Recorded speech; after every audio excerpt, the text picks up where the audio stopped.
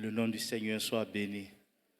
Eh bien, ce matin, le thème de notre méditation est une question. Quel est le vœu de ton cœur? Si je devais poser secrètement la question à chacun, quel est le vœu de son cœur, je sais ce que certains vont dire. Hein? Seigneur, je veux de l'argent. C'est pas mal. Mais il y a un vœu qui devrait nous préoccuper plus que ce qui est passager. Et nous allons le voir tout à l'heure. C'était la question de l'apôtre Paul, en parlant du vœu de son cœur, son désir le plus ardent. Réfléchissez un moment. Je voudrais aussi vous demander que l'on prie parce que nous voulons nous souvenir de nos frères, de nos sœurs qui sont des déplacés internes. Chaque année, nous avons l'habitude de le faire. Nous nous sommes pris un peu en retard, mais nous pensons que le 14 septembre serait une bonne date pour que nous prélevions des offrandes spéciales pour envoyer dans les zones où nous avons beaucoup de frères, beaucoup de pasteurs, beaucoup de sœurs qui sont vraiment démunis et il y en a qui ne peuvent pas aller cultiver, il y en a qui n'ont pratiquement rien. Et cela il y a un des pasteurs que nous avons toujours soutenu depuis le début, qui m'a accosté. Il faut penser à nous, penser à nos PDI. Et nous sommes là, nous devons nous souvenir de ces gens-là. Pourquoi? Parce que nous formons une famille. Nous sommes là en sécurité et il y en a qui ont dû fuir et qui sont toujours sans rien. Pas de nourriture, pas de champ. Il faut Dieu. Et nous faisons partie de cette famille-là. Nous voulons donc nous souvenir. Préparez-vous donc avec une offrande spéciale pour le 14 septembre où nous allons recueillir ces offrandes et penser à quelques régions ecclésiastiques. Même si c'est un peu, c'est mieux d'avoir quelque chose pour un temps que de ne rien avoir. Mais Dieu est bon. Donc, c'est pour la prière et pour le soutien. Quel est le vœu de ton cœur? Nous poursuivons notre série sur l'épître de Paul aux Romains et cette semaine, nous aurons à faire une étude sur le chapitre 10 et le chapitre 11. Et ce matin, je voudrais brosser un peu l'épître aux Romains au chapitre 10 et ensuite, mardi, nous allons poursuivre toujours avec le chapitre 10 et vendredi, le chapitre 11. C'est vrai que le temps est assez court et vous voyez qu'on essaie de rattraper en faisant 2 chapitres par semaine alors que c'était un chapitre par semaine. Nous tirons vers la fin en sachant qu'il y a d'autres séminaires en vue, mais n'empêche que nous voulons maximiser pendant ce temps-là en priant que le Seigneur nous aide et que nous puissions poursuivre dans l'étude de la parole de Dieu. Quel est le vœu de ton cœur? Romains chapitre 10, verset 1. Et nous lirons jusqu'au verset 13.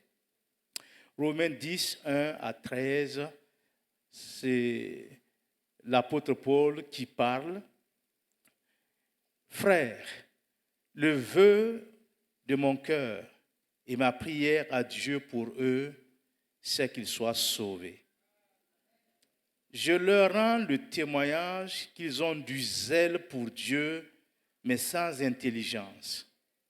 Et ne connaissant pas la justice de Dieu et cherchant à établir leur propre justice, ils ne se sont pas soumis à la justice de Dieu. Car Christ est la fin de la loi pour la justification de tous ceux qui croient. En effet, Moïse définit ainsi la justice qui vient de la loi. L'homme qui mettra ces choses en pratique vivra par elles. Mais voici comment parle la justice qui vient de la foi. Ne dis pas en ton cœur qui montera au ciel.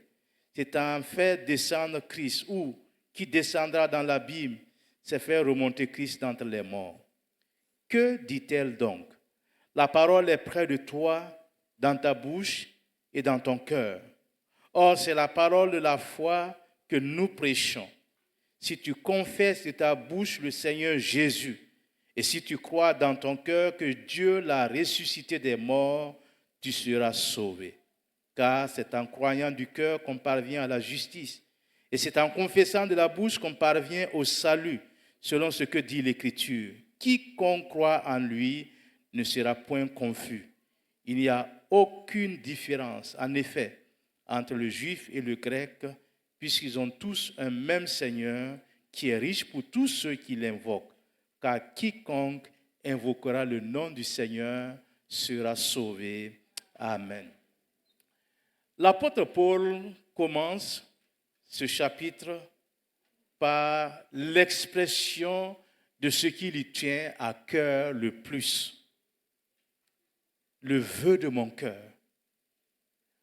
Dans d'autres versions, c'est le désir le plus ardent de mon cœur, c'est qu'il soit sauvé. Qui? Les Juifs. L'apôtre Paul soulève un certain nombre d'objections auxquelles nous allons répondre mardi et vendredi. Pour les Juifs, le Christ était une pierre d'achoppement, alors que les païens qui n'avaient pas la loi, l'alliance ou les promesses ont reçu l'évangile qui leur avait été prêché à eux comme aux Juifs et qu'ils ont reconnu qu'il était impossible de plaire à Dieu par les œuvres. Voilà, et l'apôtre Paul fait face à une situation. Ses parents juifs, ses compatriotes juifs, croyaient que c'est par la loi qu'ils pouvaient être sauvés.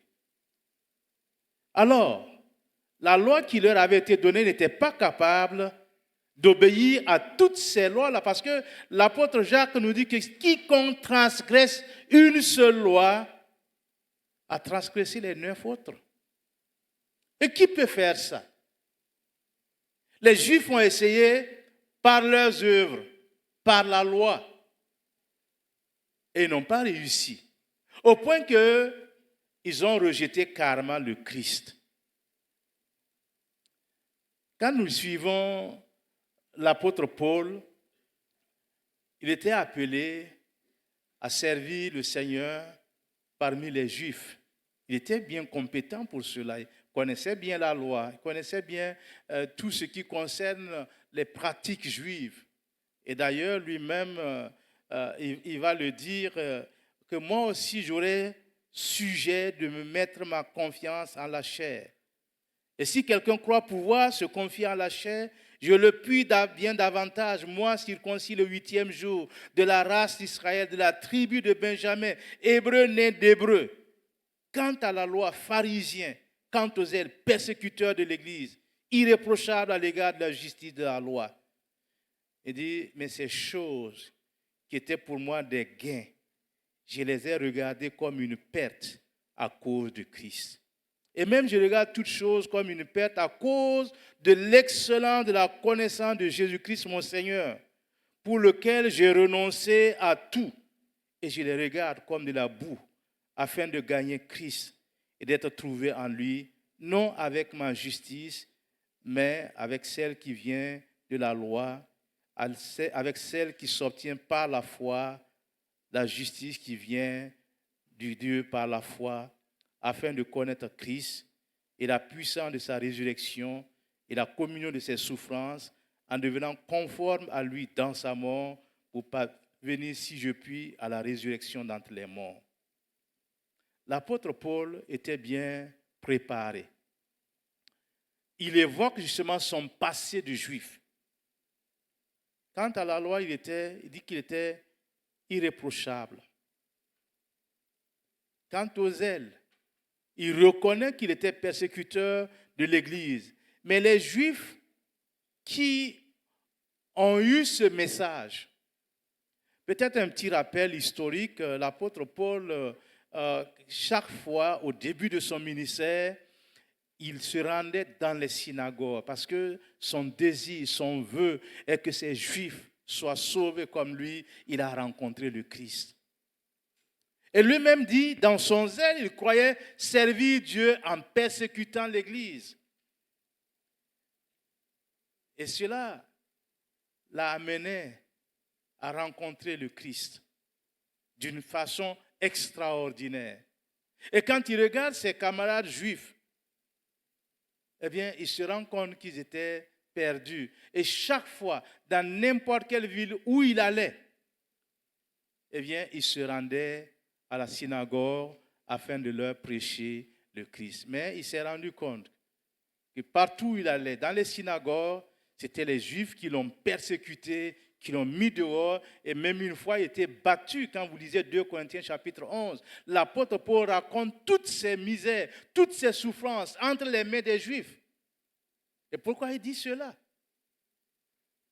Et il cherchait à tout prix à les voir rencontrer le Seigneur. Et on arrive au verset 1 du chapitre 10 des Romains en disant « Le vœu de mon cœur ». Quel est le vœu de ton cœur ce matin? Nous avons prié pour ceux qui sont perdus ce matin. Est-ce que cela est suffisant? Que faisons-nous pour ceux des nôtres qui ne connaissent pas le Seigneur? Est-ce que nous nous préoccupons d'eux ou bien nous faisons de telle sorte qu'on nous rejette, qu'on n'ait rien à voir avec ces gens? Non. Même si on nous rejette, allons vers eux. Nous, à notre tour, ne les rejetons pas. Frères et sœurs, nous nous rendons compte qu'il y a encore beaucoup à faire. Combien de gens de notre entourage immédiat, de notre environnement immédiat, combien ne connaissent pas le Seigneur? Il y en a qui sont issus de milieux très difficiles. Mais malgré la difficulté, malgré la souffrance qui leur avait été infligée au début de leur conversion, allons vers ces gens-là. Prions pour eux. Témoignons pour eux. Invoquons le Seigneur pour eux. Parce que l'apôtre Paul avait ce fardeau-là, le vœu de mon cœur.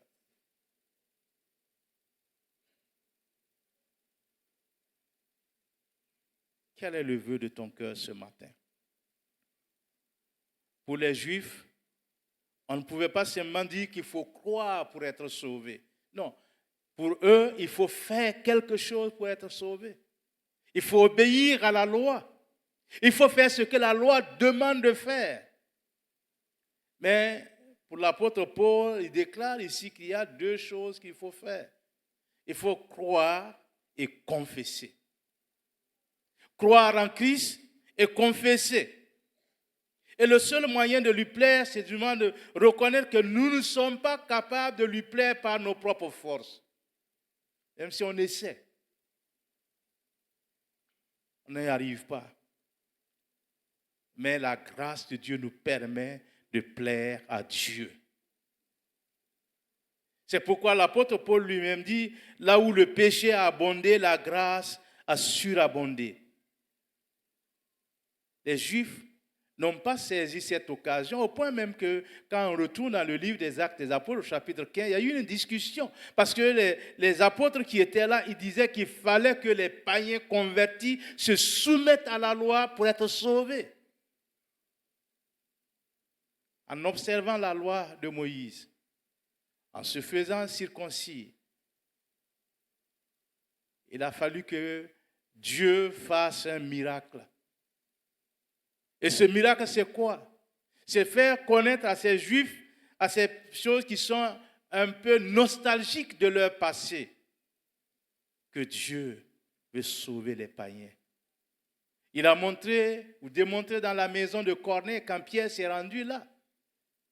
Et Pierre lui-même a rendu témoignage en disant que pendant qu'il parlait, il n'avait pas encore commencé à leur imposer. Pendant qu'il parlait encore, le Saint-Esprit est descendu sur eux. Il dit maintenant, est-ce qu'on peut justement refuser ces gens-là? Et leur dire qu'il faut simplement observer la loi. Aujourd'hui, nous savons que ces Juifs-là, l'apôtre Paul dit qu'ils avaient du zèle. Ils avaient du zèle. Et c'est vrai, le zèle n'était pas si mauvais. Mais il reconnaît que ce zèle, l'apôtre Paul reconnaît que son zèle l'a poussé à persécuter l'Église naissante. Parce que pour lui, il servait Dieu en emprisonnant les chrétiens. Et si vous lisez Actes chapitre 9, quand l'apôtre Paul s'est présenté dans la maison d'Ananias pour recevoir la prière pour la guérison, pour qu'il voie, Ananias lui-même a posé la question au Seigneur qui lui avait parlé. Est-ce que tu ne connais pas cet homme? Il a dit, est-ce que tu ne connais pas cet homme? Tout le monde sait que c'est un persécuteur de l'Église. Et maintenant, tu dis que moi, je dois aller prier pour lui. Humainement parlant, dit, qu'il périsse dans son péché. C'est bien fait pour lui. Mais Dieu le convainc d'aller parce que c'est un instrument choisi pour porter son nom devant les rois, devant les nations. Il est important pour nous de savoir que quand l'apôtre Paul parle ainsi, il sait d'où il vient. Et le seul désir qui anime l'apôtre Paul, sa prière à Dieu, c'est que ses compatriotes viennent à la connaissance du Fils de Dieu pour être sauvés. Ils avaient du zèle, mais manquaient de connaissance. Parce que leur connaissance se limitait seule à la loi de Moïse. La loi qui ne pouvait même pas justement se soumettre ou obéir. Et ça, quand nous voyons que c'était là le fardeau de l'apôtre Paul. Il reconnaît que la grâce de Dieu a été abondante dans sa vie. Quand il écrit à son fils spirituel, Timothée, il dit, je rends grâce à celui qui m'a fortifié, à Jésus-Christ notre Seigneur, de ce qu'il m'a jugé fidèle en m'établissant dans le ministère, moi qui étais auparavant un blasphémateur, un persécuteur, un homme violent. Mais j'ai obtenu miséricorde parce que j'agissais par ignorance dans l'incrédulité et la grâce de notre Seigneur Jésus-Christ a surabondé avec la foi et la charité qui est en Jésus-Christ. Il le reconnaît, il le confesse. Et son désir, son vœu le plus ardent, sa prière à Dieu est qu'il soit sauvé. Alors je vais faire un petit parallèle avec nous les Africains. En tant qu'Africains, nous avons quelquefois le même zèle, mais aussi un manque de connaissance. Nous les Africains, il y a un qui adore les idoles, qui présentent comme leur Dieu. Et ils sont sérieux avec ça. Ils sont vraiment sérieux. Et combien justement, nous sommes tellement religieux. Mais la religion ne sauve pas. C'est Jésus qui sauve. Et beaucoup de gens se confient en ces choses et se laissent quelquefois même tromper par leur héritage, je dirais, culturel. Vous savez, ces derniers temps, on a décrété une journée spéciale. Et beaucoup se sont lancés dedans. Et beaucoup y croient. Et beaucoup dénoncent même, je dirais, le christianisme, que c'est importé. Et permettez-moi de vous dire une chose. Tout ce que ces gens-là font, ils ont beau occuper les médias, ils ont beau occuper l'espace pour parler de toutes ces choses, il y a un seul sauveur, un seul médiateur entre Dieu et les hommes, et c'est Jésus-Christ. Et les gens doivent comprendre cela. Et je comprends qu'ils sont zélés pour ça, mais ils agissent par ignorance. Et l'apôtre Paul, parlant de ses compatriotes, même parle comme d'un voile qui les empêche de voir le salut en Jésus-Christ. Mais combien se laissent convaincre par ces choses? À moins de connaître Dieu et le salut en Jésus, ils finiront tous ils mourront tous dans leur péché. Ce qui est important pour nous aujourd'hui, c'est de savoir que Dieu, dans sa grâce, eh bien, il nous invite à recevoir Jésus. Dieu, dans sa grâce, nous a montré un seul chemin, pas plusieurs chemins. Dieu, dans sa grâce, nous dit qu'il n'y a pas de moyen de salut en aucun autre.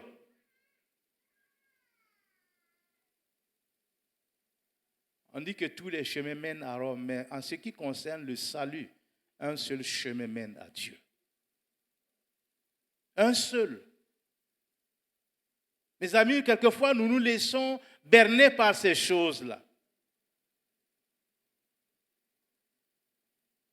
Mais je dois vous dire ce matin que si l'apôtre Paul avait un fardeau pour le peuple d'Israël, pour ses compatriotes, pour les Juifs, eh bien, nous aussi, nous devons avoir un fardeau pour les nôtres qui ne connaissent pas encore le Seigneur Jésus-Christ. Est-ce que ce fardeau est bien réel? Est-ce qu'on prie pour ces gens-là? Est-ce qu'on pense à eux? Est-ce qu'on les évangélise? Est-ce que nous sommes des témoins vis-à-vis de ces gens? Ou bien nous nous mêlons dans la foule et nous disons, ah, nous sommes élus, nous sommes rachetés, nous sommes choisis, tant pis pour ceux qui périssent. Non, ce n'est pas une bonne attitude.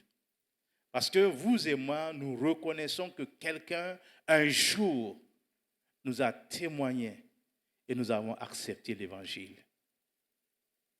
À notre tour, de témoigner. À notre tour, d'annoncer le salut en Jésus-Christ.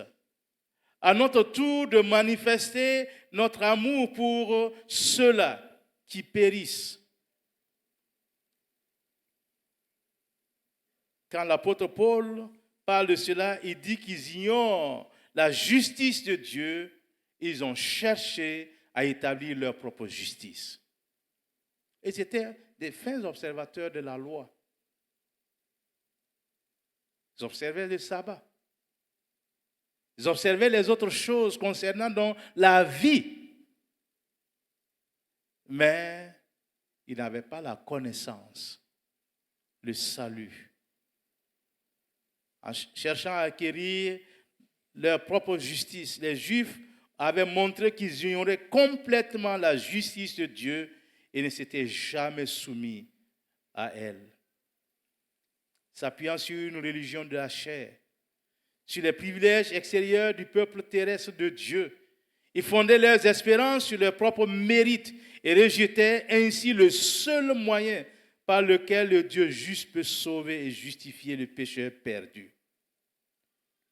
L'homme insensé, orgueilleux, se plaît à poursuivre sa propre justice. Et c'est ce qui reflétait les Juifs. Quand vous voyez les Juifs, ils sont tellement fiers d'eux-mêmes.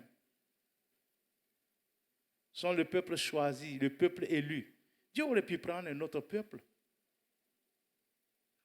Mais la grâce qu'ils ont d'être le peuple choisi, le peuple et Dieu, les a éloignés parce qu'ils ont rejeté le chemin du salut que Dieu leur offrait. Et l'apôtre Paul lui-même va dire, Christ est la fin de la loi pour la justice à tout croyant. Parce qu'une fois Christ sur la terre, dit c'est maintenant la grâce, c'est la foi en Jésus-Christ. Chers amis, chers frères, chères sœurs, nous avons un fardeau, le fardeau du monde perdu. Quand nous considérons même, je dirais, ceux que nous rencontrons tous les jours, Que ce soit à la maison, au marché, au bureau, partout. Il y a des gens que nous côtoyons tous les jours. Mais déjà, dans notre propre famille, est-ce que nous sommes des modèles, des exemples? L'apôtre Paul a dit son désir le plus ardent, eh bien, c'est qu'il soit sauvé.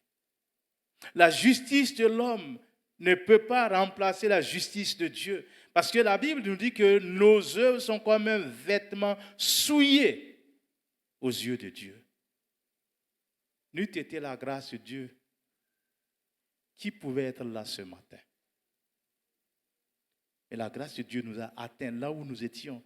Elle nous a localisés là où nous étions perdus. Et ce matin, je voudrais que nous puissions crier à Dieu pour les nôtres.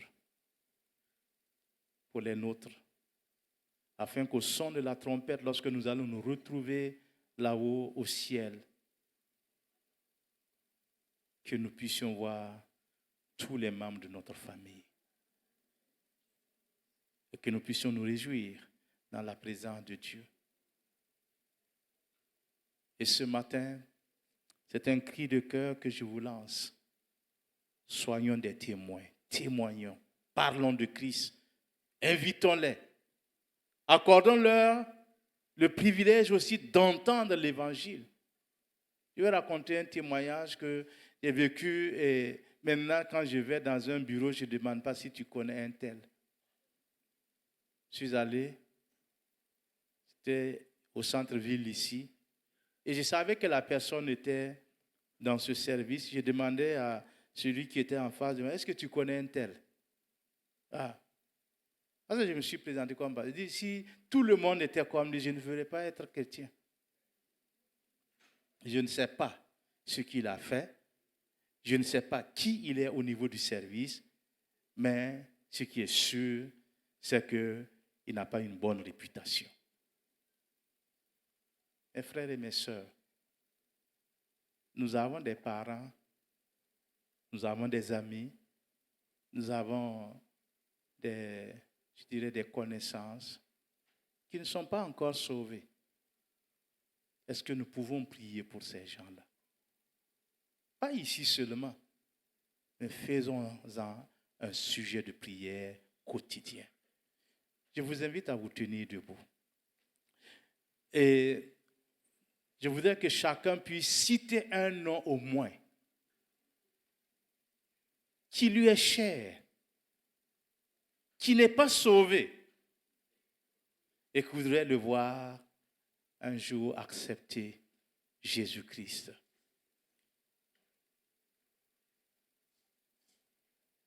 Nous avions l'habitude de prier pour ces sujets qui sont dans cette boîte. Un jour, quelqu'un est venu me rendre témoignage. Chaque fois, il mettait le nom de son père en demandant que l'on prie pour qu'il soit sauvé. Et aujourd'hui, son père est sauvé. Son père appartient à Jésus-Christ. Il faut la persévérance. Il faut la foi. Et nous verrons ces choses-là s'accomplir. Si vous avez quelqu'un que vous tenez de voir se convertir, c'est le moment. Dieu est fidèle. Et l'apôtre Paul a dit le vœu de mon cœur. Quel est le vœu de ton cœur ce matin? Le plus cher.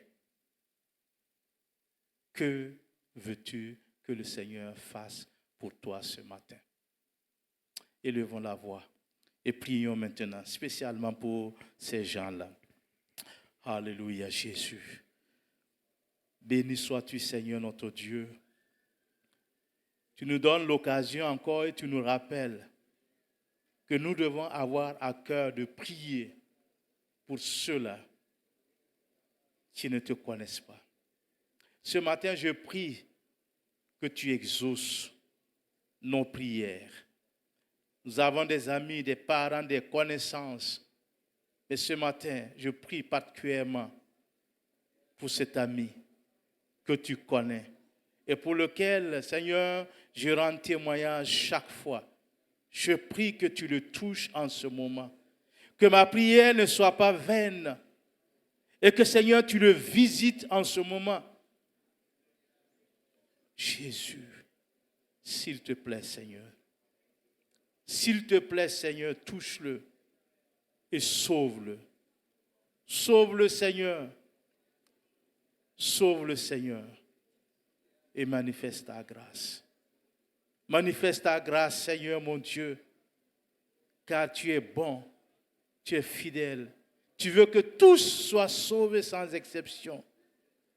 Il est dans ton projet de salut, dans ton plan de salut. Ce matin, la prière qui rentre dans l'alliance avec le Christ et qu'il soit sauvé au nom de Jésus. Mon Dieu, merci. Merci parce que tu exauces maintenant mes prières. Et tu exauces les prières de mes frères et de mes sœurs qui se tiennent devant ta face et qui intercèdent maintenant. Dieu Tout-Puissant, tu es capable de faire un miracle. Et je prie que le miracle, Seigneur, s'opère dans la vie de ceux pour lesquels nous intercédons maintenant. Mon Dieu, comme l'apôtre Paul, le vœu de mon cœur, le désir le plus ardent est qu'il soit sauvé. Merci Père Céleste pour ce que tu fais. Au nom de Jésus. Au nom de Jésus. Amen. Seigneur, je voudrais joindre ma voix à celle de tes enfants qui se tiennent debout maintenant. Nous avons des êtres que nous aimons, des parents que nous aimons, des amis que nous aimons, des collègues que nous aimons, qui sont loin de toi. Seigneur, s'il te plaît, visite ces parents, visite ses amis, visite ses collègues. Parle-leur, Seigneur. Révèle-toi à eux. Tu t'es révélé à l'apôtre Paul sur le chemin de Damas d'une façon spectaculaire. Il est devenu ton serviteur, s'il te plaît. Il y a encore des serviteurs de ce genre que tu dois sauver pour manifester ta grâce. Mon Dieu, ce matin, merci parce que tu connais chacun d'eux en particulier. Et je prie que tu les sauves. Je prie que tu les touches. Que tu les ramènes à la bergerie afin que, Seigneur, ils soient sauvés, qu'ils soient régénérés, qu'ils soient nés de nouveau. Seigneur, écoute le cri de cœur de chacun de tes enfants maintenant et exauce. Exauce pour la gloire de ton nom. Au nom de Jésus-Christ. Amen.